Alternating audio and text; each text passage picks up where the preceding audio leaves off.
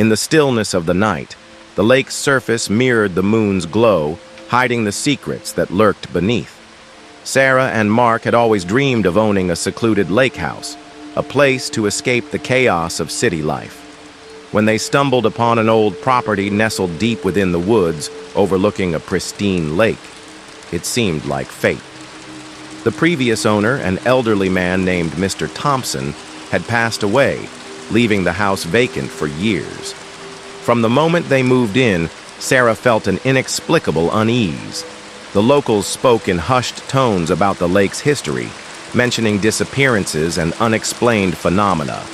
Dismissing them as mere folklore, the couple settled into their new home. One evening, as Sarah stood by the lake, she heard faint whispers carried by the wind. Straining to listen, she realized the whispers were calling her name.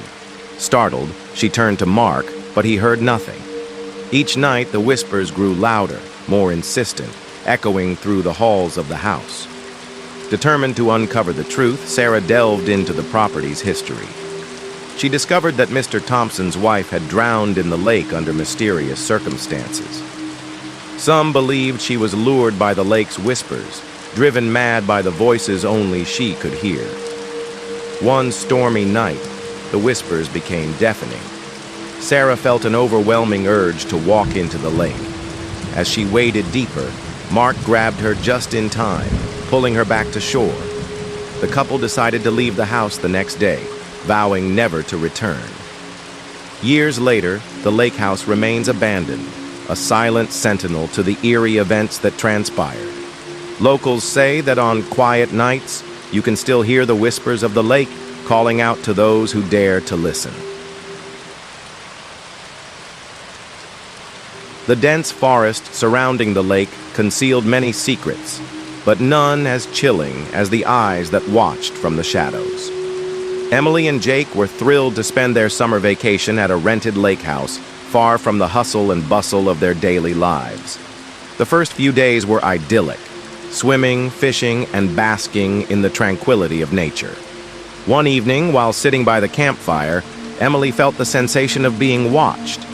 She scanned the tree line but saw nothing. Dismissing it as paranoia, she tried to relax. However, the feeling persisted, gnawing at her senses. The next morning, they discovered footprints around the perimeter of the house. Large, human-like, but with elongated toes. Unease settled over them, but they attributed it to a local prankster. That night, strange noises echoed from the woods, branches snapping, low growls and whispers. Jake ventured out with a flashlight but found nothing. As he turned to head back, he caught a glimpse of glowing eyes staring at him from the darkness. Panicked, he rushed inside, locking the doors behind him. Determined to leave, they packed their belongings at dawn. As they loaded the car, Emily found a crude wooden carving on the porch, a figure resembling a human with elongated features. The realization hit them. They were being watched, not by a person, but by something else. They sped away, leaving the lake house and its watcher behind. To this day, they are haunted by the memories of that summer and the feeling of unseen eyes following their every move.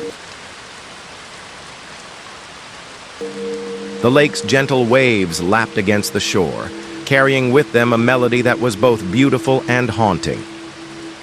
Lila had inherited her grandmother's lake house, a place filled with childhood memories of laughter and love. After her grandmother's passing, she decided to spend a few weeks there to reminisce and find solace. On her first night, Lila heard a soft melody drifting through the air, a lullaby her grandmother used to sing. Following the sound, she was led to the attic, where she found an old music box. As she opened it, the same melody played, bringing tears to her eyes. The next few nights, the melody played on its own, always at midnight.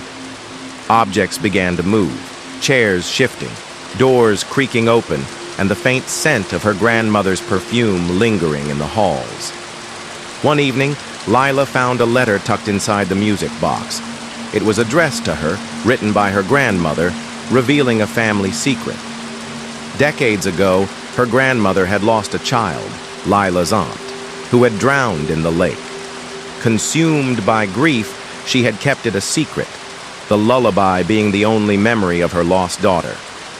As Lila read the letter, the temperature dropped, and a soft voice whispered, "Thank you." The haunting melody ceased, and the house felt lighter, as if a burden had been lifted. Lila realized that her grandmother's spirit had been trapped, yearning to reveal the truth. By acknowledging the past, she had set her grandmother free. The rest of her stay was peaceful, the lake house now a place of closure and cherished memories.